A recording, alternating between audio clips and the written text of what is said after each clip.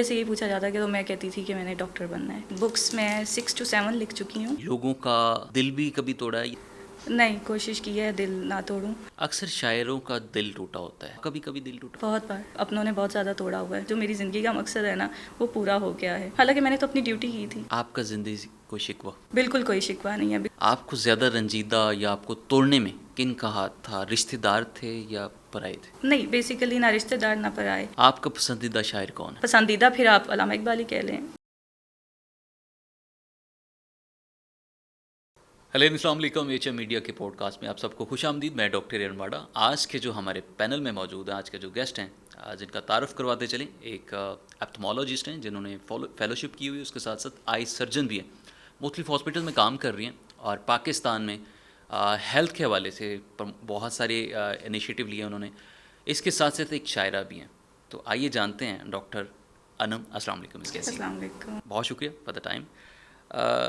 Ma'am, जैसे ही कहा जाता है कि डॉक्टर एक बहुत संजीदा होते हैं, तो आप डॉक्टर भी हैं, शायरा भी हैं, ये कैसा कॉम्बिनेशन? ये ऐसा कॉम्बिनेशन है कि मैं पोइट्री कर रही हूँ जब मैं कोई 10 साल की थी, 10 से 11 साल की। पोइट्री मैं तब से कर रही हूँ। बाकी जो डॉक्टर बनना वो मेरा ड्रीम था बचपन। जैसे बच्चा अपना क्या बोलना शुरू होता है और उससे सब पूछते हैं ना कि आपने क्या बनना है, तो मेरे से यही पूछा जाता है कि तो मैं कहती थी कि मैंने डॉक्टर बनना है। ठीक है। और जब मैं 10-11 साल की हुई तो मुझे ऐसे ही मुझे होता था कि मैं कुछ लिख लूँ, कुछ ना कुछ मैं लिखती थी। और स्पेशली कब लिखती थी, जब हमारे आपको पता है वो उर्दू में तशरीह करते हैं, तो तशरीह उर्दू नज़में पढ़ती, तो उससे रिलेटेड मेरे अंदर कुछ ना कुछ खुद ही से मैं लिख देती थी। तो बहुत सारी मेरी पोइट्री ज़ाया हो गई। 3-4 साल एफएससी तक लिखती थी ज़ाया, क्योंकि पता नहीं था कि ये पोइट्री है और इसे सेव करना होता है। अभी मेरे सामने आपकी एक बुक है, मन के राज, बाय डॉक्टर अनम हनीफ। ये बुक है और ये आपने लिखी है। इसके अलावा और भी कुछ बुक्स लिख रही हैं आप पोइट्री? बुक्स मैं 6 to 7 लिख चुकी हूँ इसके अलावा, जिसमें उर्दू भी है। 4-5 उर्दू की हैं, एक इंग्लिश की है। अच्छा। और English spirituality plus romance, it's like combination of that. Urdu is like the human nature, spirituality plus your romance with the nature. Urdu में ये है। एंड पंजाबी एज वेल, एक बुक वो भी कंपाइल है। सो लेट्स सी, मुझे टाइम नहीं मिल रहा। ये 2 साल पहले मन के राज आई है, उसके बाद नहीं टाइम मिला पब्लिश करने का, बट मटेरियल कंप्लीट है। लेट्स सी कि मैं तो ये कैसे आप मैनेज करती हैं? आप प्रैक्टिस भी करती हैं, आप मसीहा हैं, लोगों की जानें बचाती हैं, स्पेशली आप लोगों की आंखों के साथ खेलती हैं। अक्सर लोग जो है वो लोग दिलों के साथ खेलते हैं, आप लोगों की आंखों के साथ भी खेलती हैं, साथ पोइट्री भी करती हैं। और पोइट्री में अगर आप बात करें तो पोइट्री में आँख को बड़ी अहमियत दी गई है। तो क्या आपने लोगों का दिल भी कभी तोड़ा है या आंखें तोड़ती हैं? नहीं, कोशिश की है दिल ना तोड़ूं। और आई डोंट नो, ये दिल तोड़ने के भी कुछ एक मराहिल होते हैं, बट बेसिक लेवल पर कभी भी ऐसा नहीं, कोशिश कभी नहीं हुई। बट हम इंसान हैं, कभी कुछ ऐसा हो सकता है, पर कोशिश नहीं की कि कभी दिल तोड़ा जाए। तो यही है कि इंसान और आँखों का जहाँ तक ताल्लुक़ है, तो हमेशा से जो आँख में पेशेंट के लिए जो बेस्ट पॉसिबल होता है, हमारे पास बहुत पेशेंट्स आते हैं जिनकी नज़र रिकवर होने के कोई चांस नहीं होते, ऑपरेशन से भी नहीं, मेडिसिन से भी नहीं, लेज़र से भी नहीं। उनको जो समझाना मेरे लिए सबसे मुश्किल होता है। अक्सर शायरों का दिल टूटा होता है, दे आर वेरी सेंसिटिव। कहा यह जाता है कि कहीं ना कहीं वो नाकाम मोहब्बत में एक टूटे हुए आशिक होते हैं, एक नाकाम आशिक होते हैं। तो आपका भी कभी दिल टूटा? बहुत बार, बहुत ज़्यादा। और अपनों ने बहुत ज़्यादा तोड़ा हुआ है, तो बहुत बार टूटा है। और जो आपकी इंसान की जो शख्सियत है ना, वो बेसिकली जो ये ट्रिगरिंग फैक्टर है ना बाहर के, स्पेशली जो आपको अंदर तक झंझोड़ें, जो आपके इमोशंस को अंदर तक तोड़ें, और फिर जब आप उन इमोशंस को दोबारा से जोड़ते हैं तो उसमें आपकी पर्सनालिटी बनती है। एक टूटा हुआ इंसान ज़्यादा पुख्तगी के साथ अपने विजन और मिशन की तरफ लग जाता है। आई थिंक अगर वो चैनलाइज करे, तो अगर वो टूट गया और वो फुल अपनी लाइफ को समझ ही नहीं रहा इम्पोर्टेंस, क्योंकि लाइफ में डिफ़िकल्टीज़ तो लाइफ का पार्ट है। हम यहाँ जन्नत में नहीं हैं, हम यहाँ जन्नत कमाने के लिए आए हैं। ठीक है, तो जन्नत कमाने के लिए तो हमें उस प्रोसेस से गुजरना पड़ेगा।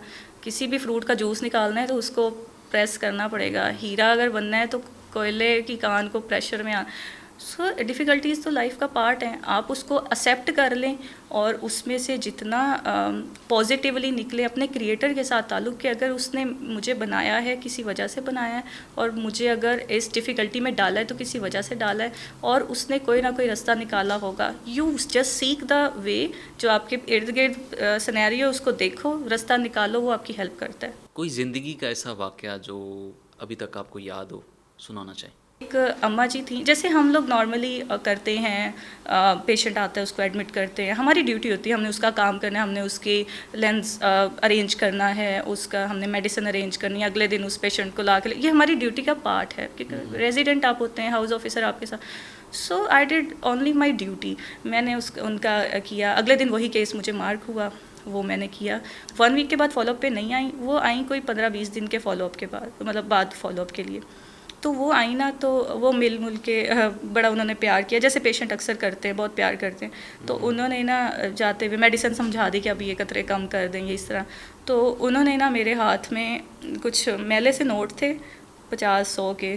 सो उसने उन्होंने खुद बताया कि 500 रुपया ना मैं तेरे वास्ते जोड़े है, तो ना मैं ना हफ्ता पहले इस पर नहीं आई कि मेरे को मैं जोड़दी पई सा, तो हुण तू नाराज़ ना होई कि मैं हफ्ता पहले आई नहीं आई हाँ, तो ना तू मेरा बड़ा चंगा कीता है, तो ये मैं ना आदे पुत्तरां तू लै ते ना ये जोड़े ने, तो साथ उसने कहा कि अब हुण जेड़ा मैं महीने बाद आवांगी ना, मैं तेरे वास्ते चावल भी लैके आवांगी। मेरे पुत्र ने चावल दी फसल का जो मेरी ज़िंदगी का मकसद है ना, वो पूरा हो गया है इनकी दुआओं से, और जो वो लम्हा था जिसमें वो अपने इमोशंस बयान कर रही थी। हालांकि मैंने तो अपनी ड्यूटी की थी, मैंने क्या किया था। आपके मुताबिक ज़िंदगी का मकसद क्या होना चाहिए? देखो, मैं ये सोचती हूँ कि मुझे मेरा क्यों पैदा किया गया, देन मेरे माइंड में आता है कि किसी क्रिएटर ने पैदा किया है, तो अगर इस टाइम मेरा क्रिएटर मुझे देख रहा है, डेफिनेटली देख रहा है, तो मैं ऐसा क्या बेस्ट पॉसिबल करूँगी कि मेरा क्रिएटर मुझसे खुश हो जाए। जिस इंसान को जो आंसर मिलेगा वो उसकी ज़िंदगी का मकसद है। बहुत सारे लोग ज़िंदगी से शिकवा करते हैं, आपका ज़िंदगी से कोई शिकवा? बिल्कुल कोई शिकवा नहीं है, बिकॉज़ जितनी भी प्रॉब्लम ज़िंदगी में आई हैं उनसे डेफिनेटली कुछ ना कुछ सीखा है और कुछ सीखने की कोशिश की है, और हर प्रॉब्लम ने पहले से बेहतर ज़िंदगी का रुख दिखाया है। अगर आप सीखेंगे तो आपको ज़िंदगी से कभी कोई शिकवा नहीं होगा। आपके मुताबिक मोहब्बत और इश्क में क्या फ़र्क होना चाहिए?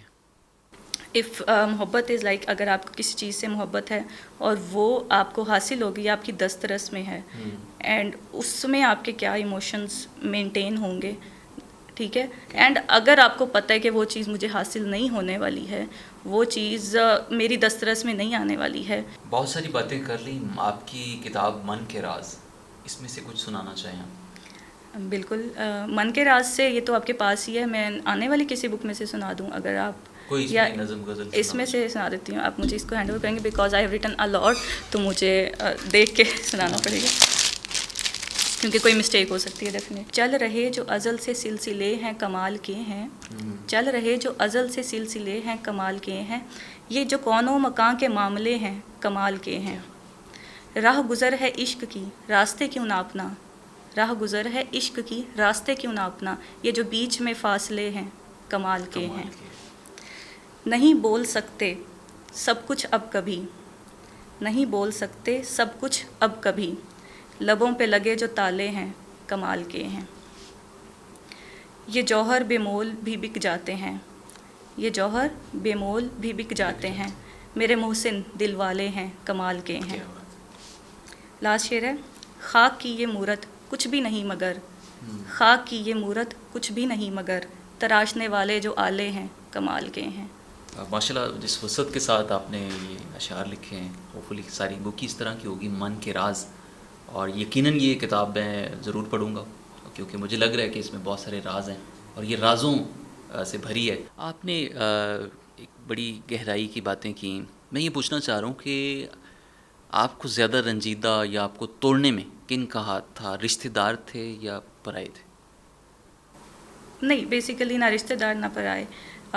तोड़ते हमेशा आपको सिचुएशन तोड़ती है। आपका पसंदीदा शायर कौन है? गुज़रते गुज़रते मेरे अब्बू ने मुझे गिफ्ट की थी कुलियात इकबाल। जब अब्बू ने पहली बार मेरे शेर पढ़े थे, मैं 11-12 साल की होंगी, तो कुलियात इकबाल मैं कुछ कुछ पढ़ती थी, समझ कोई नहीं आती थी। पसंदीदा फिर आप अल्लामा इकबाल ही कह लें, वही हैं। अच्छा, ख़वातीन हमेशा बहुत सारे मसाइल का घिरी होती हैं, आप क्या समझती हैं कि ख़वातीन को इतना एम्पावर होना चाहिए कि वो खुद से अपने फ़ैसले कर लें? तो अल्लाह पाक ने जब रूहें पैदा की थी ना, वो मेल फीमेल नहीं थी, रूहें न्यूट्रल थी। कि अल्लाह पाक ने ये जिक्र किया है कि हमने तमाम, अल्लाह पाक ने ये कहा कि मैंने तमाम आदम की औलाद की रूहें पैदा कर दी। तो रूह में कोई वो नहीं है। बाकी जो रोल अल्लाह पाक ने दिया है उसके अकॉर्डिंग विद टाइम माशरती तौर पे जो रोल्स दिए गए हैं, जो मिस्टेक्स हुई हैं, उनका हम खमियाजा भुगत रहे हैं। दोनों साइड पे मिस्टेक्स हैं जो मैं एनालाइज़ करती हूँ।